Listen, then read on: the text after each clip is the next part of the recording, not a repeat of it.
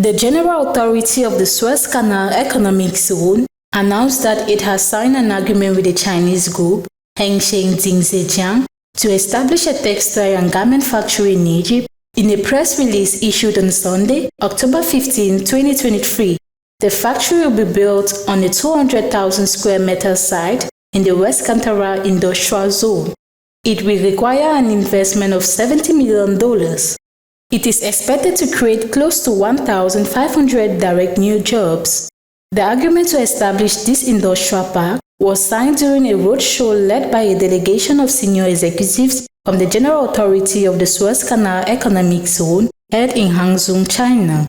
3 memorandums of understanding were also signed with Sholaoxi Yudin Textile Company, Shenzhou Captain Industrial and Trading Company, and Edoshin Holdings during the event, which aimed to introduce Chinese companies to investment opportunities in Egypt.